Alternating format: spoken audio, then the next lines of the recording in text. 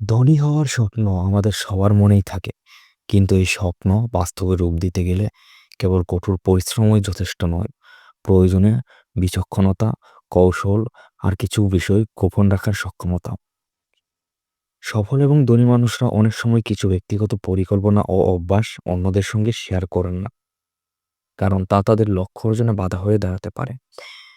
এমন ৪ টি বিষয় তুলে ধরা হলো যেগুলো ধনী হতে চাইলে গোপন রাখা বুদ্ধিমানের কাজ। ১. আপনার আয় বা ইনকামের পরিমাণ। অনেক মানুষই তাদের ইনকাম নিয়ে অহেতুক গর্ব করেন কিংবা অন্যকে দেখানোর চেষ্টা করেন।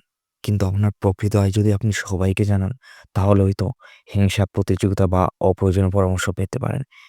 কেউ হয়তো আপনার সাফল্যকে ছোট করতে চাইবে, আবার কেউ হয়তো সুযোগ খুঁজবে আপনাকে ব্যবহার করার জন্য। তাই আয় সংক্রান্ত তথ্য সীমিত মানুষ জানুক। এটি আপনার আর্থিক নিরাপত্তার জন্যও জরুরি। ২. ভবিষ্যতের আর্থিক পরিকল্পনা।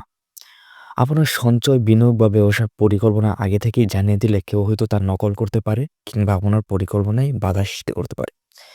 তাছাড়া অনেকেই আপনার সিদ্ধান্ত নিয়ে নেতিবাচক মন্তব্য করে আপনার আত্মবিশ্বাস নষ্ট করার চেষ্টা করতে পারে। তাই এগুলো জানুন, নিজের মধ্যেই রাখুন এবং কাজ করে ফলাফল দেখান। ৩. জীবনের কষ্টের সময় বা সংগ্রাম। যারা সত্যিকারের ধনী হয়েছেন তারা জানেন জীবনের সংগ্রাম না করে সফলতা আসে না। তবে এই কষ্ট বা পিছনের গল্প সবার সঙ্গে ভাগ করে নেওয়া প্রয়োজন নয়, বিশেষ করে তখন যখন আপনি এখনো সেই পথের মাঝামাঝি। কেউ আপনার দুর্বলতা খুঁজে বের করে আপনাকে ঠকাতে পারে। আবার কেউ হয়তো করুণা দেখিয়ে আপনাকে ছোট করতে চাইবে। নিজের সংগ্রামকে শক্তিতে রূপ দিন, কিন্তু তা সবসময় প্রচার করার দরকার নেই। ৪. ব্যক্তিগত উন্নতির পরিকল্পনা ও শিক্ষা। আপনি নতুন কোনো স্কিল শিখছেন বা কোথায় ইনভেস্ট করছেন তা জানালে অনেকেই উপহার করতে পারে বা নেতিবাচক মন্তব্য করতে পারে। এতে আপনার মনোবল দুর্বল হয়ে যেতে পারে। আপনার ব্যক্তিগত উন্নতির পরিকল্পনা আপনার নিজস্ব সম্পদ।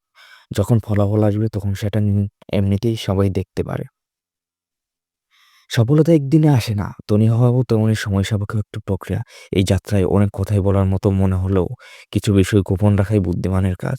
মনে রাখবেন, নীরবে কাজ করুন। সাফল্য আপনার হয়ে কথা বলবে।